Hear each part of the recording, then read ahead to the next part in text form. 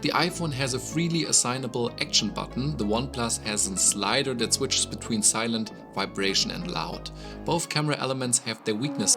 Alright folks, we are about to dive into a legendary showdown, iPhone 16 Pro Max versus OnePlus 13. And let's be real, OnePlus is one of the few brands that can still go head to head with Apple in terms of capability and design. From an aesthetic standpoint, both these phones are drop-dead gorgeous. But I do kinda find it ironic that while Apple's iconic design trend is now an action button, OnePlus' iconic design trend continues to be a silent slider, which used to be Apple's. How the tables turned. So, hey, both phones are equally sleek and stunning.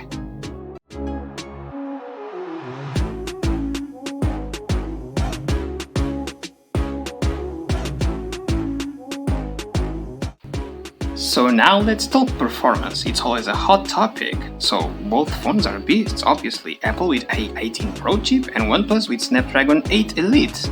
But here's the kicker, while the specs might seem on par, OnePlus has a tailored user experience and it feels faster and smoother. This is why this YouTuber reacting to mentions that OnePlus 13 feels more stable in day-to-day use.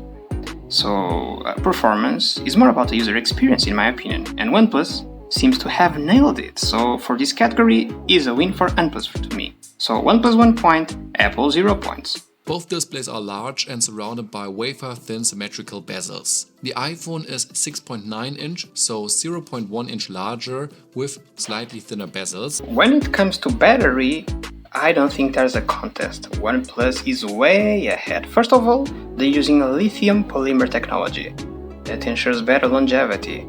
And Apple's using lithium-ion chemistry.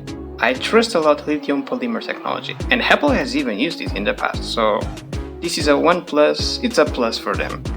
And the charging speeds are amazing as well, so 100 watts, so compared to what, 25 watts from the iPhone, so you can literally juice up your OnePlus in no time. So yeah, no doubt here, OnePlus wins. So 2 points for OnePlus, Apple so far 0. Other flagship smartphone has a better selfie camera than the iPhone. Maybe that's why, according to rumors, the iPhone 17 will get a new sensor. Other flagship smartphone... Okay, let's talk cameras now, and this is always tricky to compare because it boils down to personal preference, so... iPhone has long been known for its excellent cameras, and OnePlus is no slouch either, so I would say that if you've always used an iPhone, you'll prefer Apple's color silence.